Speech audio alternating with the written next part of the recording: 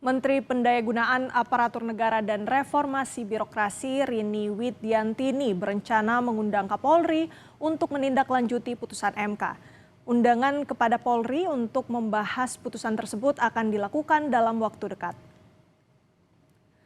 Kemenpan RB menghormati putusan MK soal polisi harus mengundurkan diri atau pensiun bila menduduki jabatan sipil.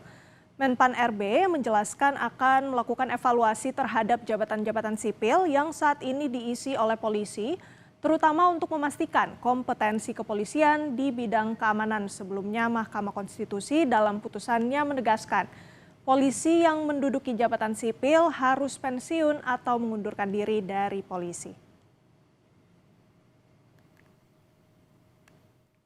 Kita nanti akan undang Polri dan kita sekarang sedang memetakan di mana-mana saja, begitu ya. Kita juga sudah punya datanya, seperti itu nanti kita akan cek. Karena kan memang yang paling penting itu memastikan bahwa tadi sesuai dengan kompetensinya. Karena kan kompetensinya kepolisian itu tentunya untuk di bidang pengamanan, apakah sesuai dengan itu ya. Misalnya seperti di BNN. BNN ini kan memang kaitannya dengan masalah pengamanan, nah mungkin itu bisa gitu ya.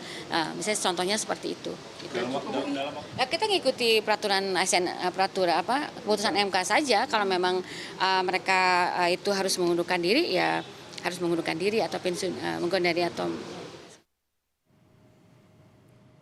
Sebelumnya Menteri Hukum Supratman Andi Aktas bilang putusan MK tidak berlaku surut alias polisi yang sudah menjabat sebagai ASN sebelum putusan disahkan tidak perlu mundur.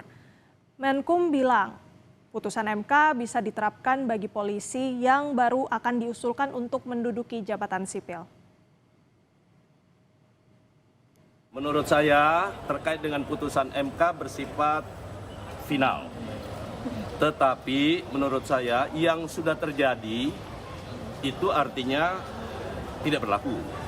Dalam pengertian bagi mereka yang akan diusulkan menduduki jabatan berikutnya ke jabatan sipil, kalau tidak berkaitan dengan tugas pokok kepolisian, wajib untuk mengundurkan diri atau pensiun.